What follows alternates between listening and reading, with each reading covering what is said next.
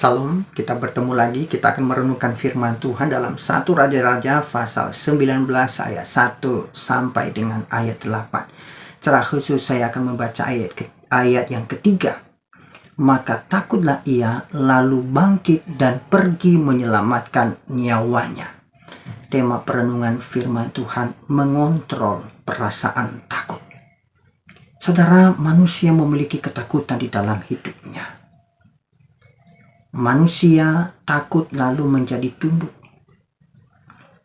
Contohnya, takut pada pimpinan lalu tunduk pada pimpinan. Yang kedua, manusia takut lalu melawan. Contohnya, takut pada kebakaran lalu memadamkan api. Yang ketiga, manusia takut lalu diam. Contohnya, takut menyatakan perasaan lalu diam. Keempat, manusia takut lalu pergi. Contohnya, takut diancam lalu menghindari dan pergi.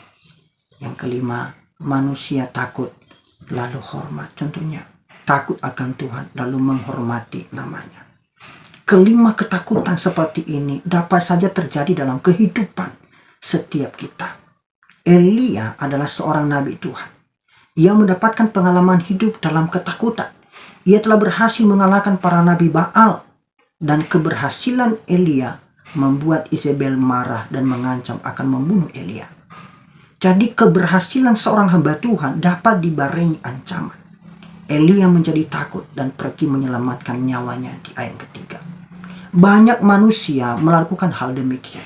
Ketika takut pada ancaman, membuat solusi dengan pergi mengamankan diri. Jadi ancaman dapat juga membuat manusia mundur. Elia bersembunyi. Elia pergi ke padang gurun. Tinggal di sebuah gua. Dan ia memohon agar Tuhan mengakhiri hidupnya di ayat keempat. Jadi rasa takut dapat membuat manusia putus asa dan ingin mengakhiri hidup. Dalam keputusan Tuhan mengirimkan malaikatnya. Dalam keputusasaan Tuhan mengirimkan malaikatnya untuk memberikan pertolongan pada Elia. Dengan memberikan makanan dan minuman. Sampai Elia kembali menjadi bangkit dan berjalan di ayat 5 dan 8. Jadi pada saat manusia dalam ketakutan yang tidak mampu dihadapinya, Allah sendiri yang memberikan jalan keluar. Begitu juga dengan ketakutan manusia terhadap upah dosa, yaitu maut. Dalam Roma 6 ayat 23. Membuat manusia begitu takut, begitu cemas, begitu gelisah, bahkan depresi.